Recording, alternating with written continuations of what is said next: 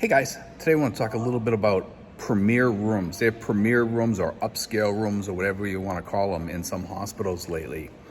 And what they are is they're like way better than the regular rooms that they have in most hospitals. You can get a single room in some of the hospitals, but they're tiny, they're not really good. They might not have a TV, or the stuff might be broken in there as it usually is in a lot of the hospitals here in the Philippines. A while back when I first got here, about five and a half years ago, I stayed in a hospital for a while because I was sick. I had food poisoning, and I didn't like the room there at all. It was kind of run down. The AC barely worked. It was kind of hot in there. The bed wasn't the most comfortable. The bed was actually really, really bad for a hospital bed. It was bad for your back and everything. In fact, it wasn't even a regular bed. It was just like the type of bed that you would see in a nurse's office in a school. Really hard, with like that, that like leather top or whatever it is. And it was like really, really hard. And they just give you a pillow and you're lucky if you get a sheet or a blanket to throw over you in some hospitals. Now, this isn't like this in all hospitals. I'm just saying about the hospital that I stayed in.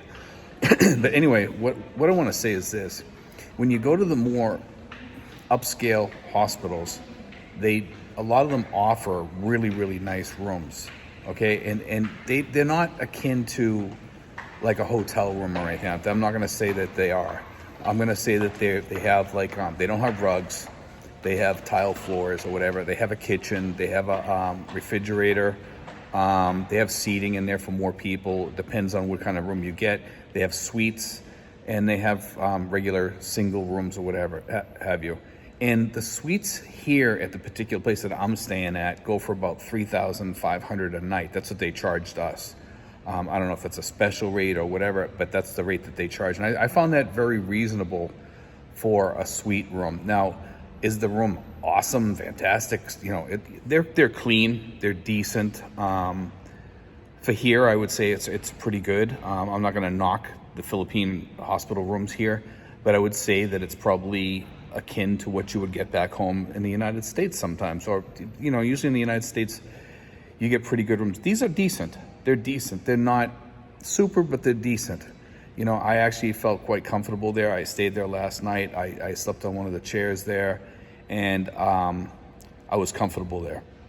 Now, I don't know what the other rooms look like in this particular hospital for like a single room or a semi-private, or the wards look like here. But this is a really decent hospital, so I'm sure they're pretty decent rooms. But I will say this, that they did offer a lot more, and the bathrooms were pretty good size. They were comfortable, they were clean. They had people checking on you, it seemed a little bit more. They were more attentive to you. So I think you kind of get what you pay for, and I would recommend, if you're going to stay in a hotel room, you might as well be comfortable, and the people that are with you, your watcher or whatever you want to call it, if somebody has to sleep in the room with you, and usually in the Philippines, you have to have somebody with you at all times, unless you tell the hospital that they're leaving for a few minutes or an hour or whatever, because nothing's going on that day. Usually they'll let the person leave for a little while and then come back.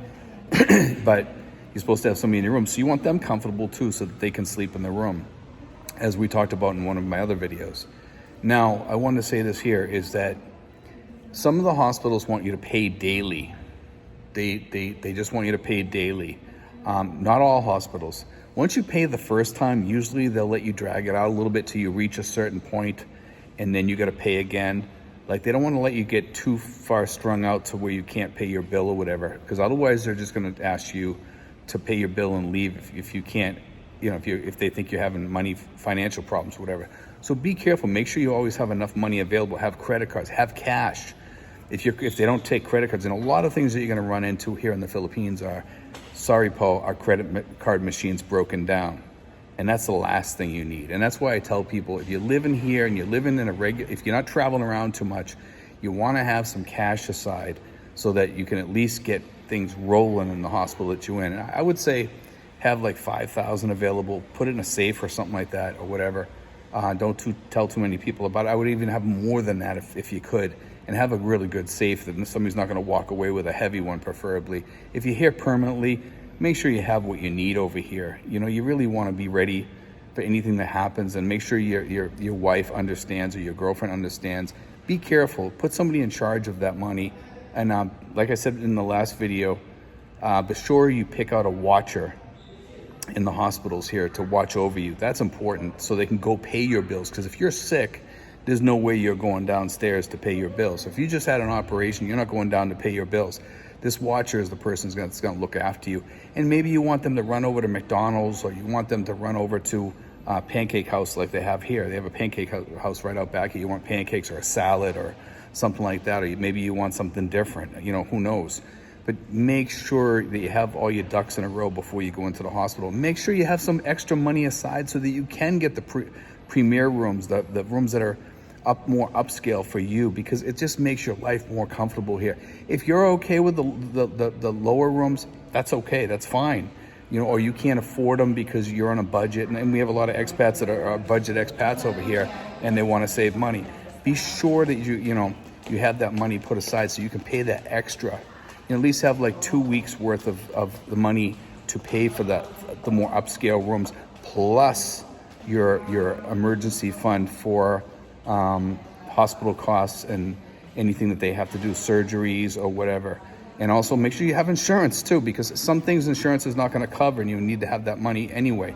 You should always have extra money aside plus the insurance, because there's always going to be some things that they might not cover. And that's where your emergency funds come in. Like your insurance is not going to cover you getting a more upscale room. Just keep that in mind. And you know, and make sure you have enough money for your watcher too, so that they can run out and have some food, and hand them some money at the beginning and say, hey, look, here's money for food for the next week or 2 weeks or whatever. Make sure you have enough money for that. Put that in with your emergency money too. These are all things you got to think about, because over here, God forbid you get sick and you don't have a watcher with you, some hospitals won't let you in. They will not let you in. They'll treat you in the emergency room or something like that, but you're not going to probably be allowed in there until you have somebody come in there that will sit with you and sit by your bed and watch you all the time. And even if you have people that cycle through, make sure you have some friends that will do that for you, and you have their phone numbers available, and say, hey, Joe, you know, hey, listen, I need help right now. Those are the things you need to plan on, and give them your number in case of an emergency too. Anyway, guys, God bless, take care, and keep in mind, because this is a really important one, guys. God bless, take care.